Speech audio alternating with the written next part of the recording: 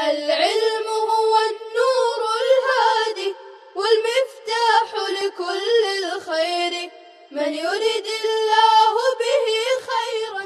بسم الله الرحمن الرحيم نحمده ونصلي على رسوله الكريم أما بعد.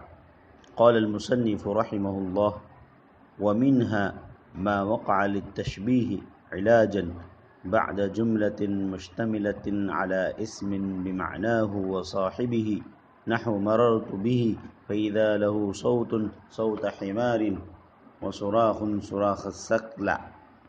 ومنها ما وقع مضمون جملة لا محتمل لها غيره نحو له علي 1000 درهم اعترافا ويسمى تأكيدا لنفسه.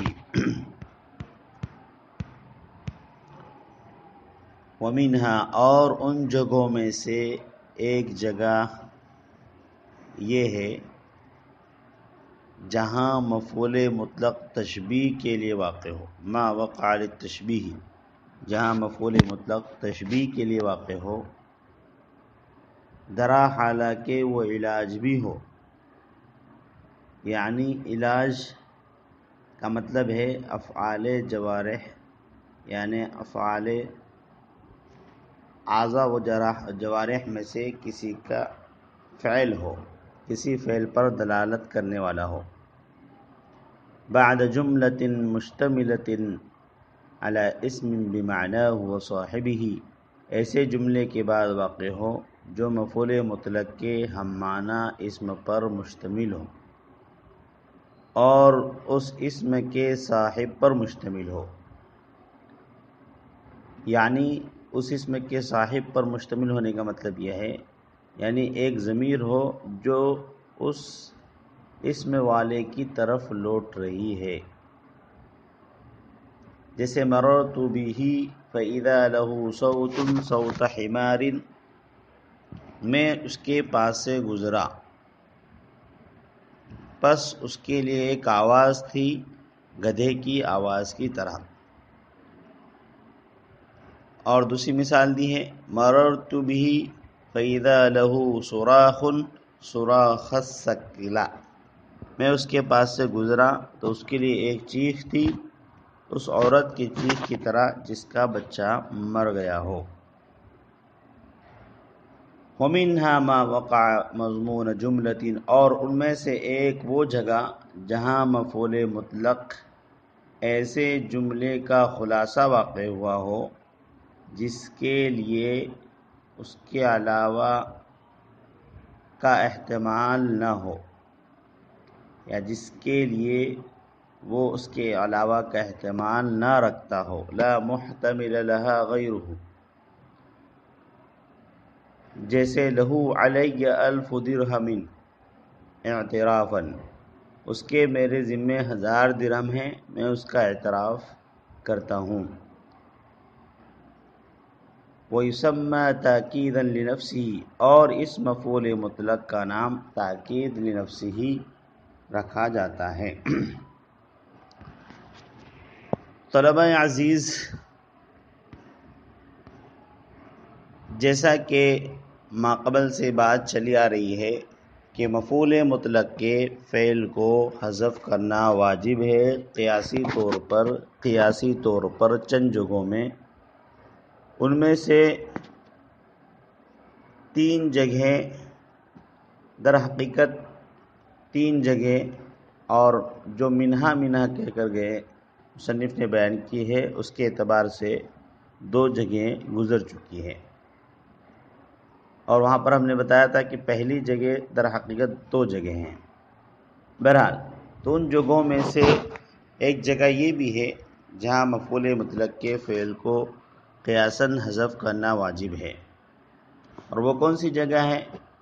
وہ جگہ یہ ہے کہ جہاں مفعول مطلق تشبیہ کے لیے واقع ہو، یعنی اس غرض سے کہ اس کے ساتھ کسی دوسری چیز کو تشبیہ دی جائے،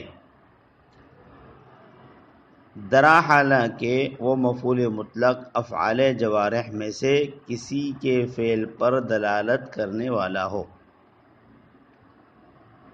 اور وہ مفعول مطلق کے معنی میں ہو، اور وہ جملہ اس اسم کے صاحب پر بھی مشتمل ہو۔ یہ تو مقام ہو گیا جہاں پر مفعول مطلق کے فعل کو حذف کرنا واجب ہے قیاسی طور پر۔ اس کو مثال سے سمجھے۔ جسے مصنف نے مثال دی ہے مررت بہ فاذا لہ صوت صوت حمار۔ اس مثال میں صوت حمار مفعول مطلق تشبیہ کے لیے واقع ہوا ہے، اور علاج بھی ہے، یعنی افعال جوارح میں سے کسی فعل پر دلالت بھی کر رہا ہے، کیونکہ صوت یعنی آواز اعضاء میں سے ایک عضو زبان کا فعل ہے، زبان کے فعل پر دلالت کرتا ہے۔ اور ایک جملہ بھی ہے اس سے پہ لہو صوتن، اور لہو صوتن کے بعد یہ آ رہا ہے اور جو مفعول مطلق کے ہم معنی ہے، اس لیے کہ مفعول مطلق صوت حمارن یہ آواز کے معنی میں، اور لہو صوتن اس میں بھی آواز کے معنی ہے، تو دونوں کے معنی ایک ہی ہوئے۔ اور یہ جملہ یعنی لہو صوتن پہلے والا جو جملہ ہے صاحب اسم کو بھی شامل ہے، یعنی جس کی آواز اس کو شامل ہے، اور اس کے اندر ایک ضمیر ہے لہو، اس کا مرجع ظاہر سی بات ہے کوئی انسان ہے جو صاحب صوت ہوتا ہے، بس یہاں پر یسوتو فعل کو حذف کرنا واجب ہے۔ اصل میں عبارت یہ بنی گی مررت بہ فاذا لہ صوت یسوت صوت حمار۔ یہاں پر مفعول مطلق کے فعل کو حذف کر دیا۔ قرینہ ہے کہ معمول منصوب ہے صوت حمار، اور قائم مقام لہو صوتن دونوں موجود ہیں، لہذا یہاں پر مفعول مطلق کے فعل کو حذف کرنا واجب ہے۔ مصنف نے ایک دوسری مثال بھی دی ہے، اس کا بھی یہی مطلب ہے مررت بہ فاذا لہ صراخ یصرخ صراخ الثقل۔ یہاں پر یصرخ فعل محذوف ہے۔ مصنف نے دو مثالیں دی ہے، ان میں سے پہلی مثال مفعول مطلق نکیرہ کی ہے اور دوسری مثال مفعول مطلق معرفہ کی ہے۔ تو خلاصہ یہ ہوا کہ مفعول مطلق کے فعل کو حذف کرنے کے لیے 4 باتیں ضروری ہیں۔ یہ اس کے اندر جو بیان کیا گیا منہا ما وقع تشبیہا علاجا، تو اس میں مفعول مطلق کے فعل کے حذف کرنے کا یہاں پر جو قاعدہ بیان کیا گیا اس کے لیے 4 باتیں ضروری ہیں۔ نمبر 1، مفعول مطلق کے ساتھ کسی چیز کو تشبیہ دی گئی ہو۔ نمبر 2، مفعول مطلق اعضاء و جوارح میں سے کسی فعل پر دلالت کرتا ہو۔ نمبر 3، مفعول مطلق سے پہلے کوئی جملہ ہو اور اس جملے میں کوئی ایسا اسم ہو جو مفعول مطلق کے معنی میں ہو۔ اب یہاں پر دیکھیں فَإِذَا لَهُ مَرَرْتُ بِهِ فَإِذَا لَهُ صَوْتٌ صَوْتَ حِمَارٍ، اس میں ساری چیزیں پائی جا رہی۔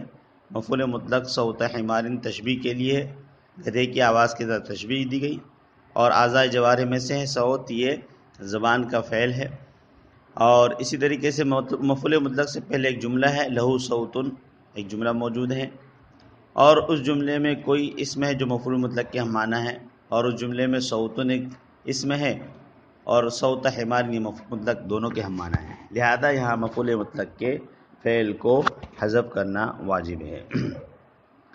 آگے چوتھا مقام مصنف بیان کر رہے ہیں کہ ان جگہوں میں سے جہاں مفعول مطلق کے فعل کو قیاساً حذف کرنا واجب ہے، ایک وہ جگہ ہے جہاں مفعول مطلق ایسے جملے کا خلاصہ واقع ہوا ہو جس جملے کے لیے مفعول مطلق کے علاوہ دوسرے معنی کا احتمال نہ ہو۔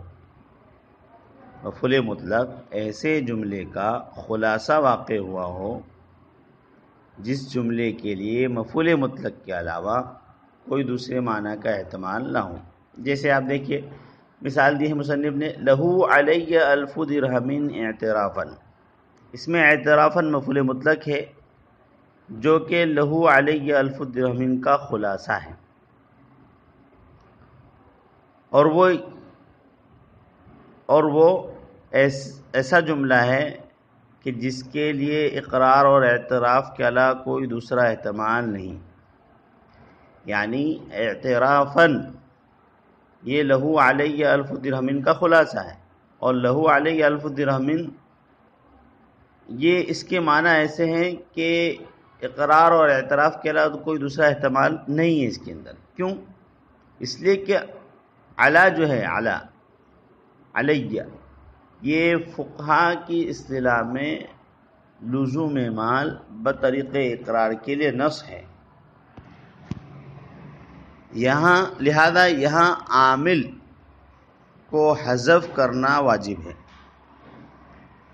اس لیے کہ اعترافاً یہ لہو علیہ الف درہم کا خلاصہ ہے، اور لہو علیہ الف درہم کا جو معنی ہے اعترافاً کا بھی وہی معنی ہے، اس کے علاوہ اور دوسرے معنی کا احتمال اس میں نہیں ہے، اس لیے کہ اعلیٰ اقرار کے لیے آتا ہے، اعتراف کے لیے آتا ہے، تو اعتراف کے معنی لہو علیہ الف درہم میں ہی پائے جانا، اور اعترافاً سے بھی اقرار و اعتراف ہی سمجھ میں آتا ہے، لہذا یہاں پر مفعول مطلق کے فعل کو حذف کرنا واجب ہے، اور یہاں پر بھی قرینہ معمول اعترافاً یہ منصوب ہے، اور قائم مقام یعنی جملہ سابقہ لہو علیہ الف درہم دونوں موجود ہیں، لہذا اصل میں عبارت یہ ہوگی لہو علیہ الف درہم اعترف اعترافاً۔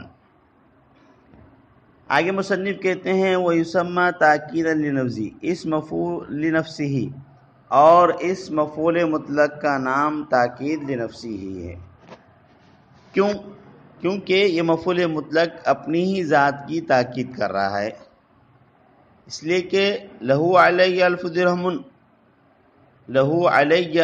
درہم کہ اس کے مجھ پر 1000 درہم ہیں، یہ 1000 کا اعتراف ہے، اور اعترافاً کے معنی بھی اعتراف کرنے کے ہیں، تو گویا کہ مفعول مطلق اپنی ہی ذات کی تاکید کر رہا ہے، اس لیے اس مفعول مطلق کو تاکید لنفسہ کہا جاتا ہے، یا تاکید لنفسہ اس کا نام رکھا جاتا ہے۔ آج کا درس ہم اسی پر اکتفا کرتے ہیں، اللہ تعالی ہم سب کو علم نافع عطا فرمائے، صلی اللہ تعالی علی خیر خلق محمد۔ السلام عليكم، لا تنسوا الاعجاب بالفيديو والاشتراك في القناة تشجيعا لنا لنستمر بنشر المزيد إن شاء الله.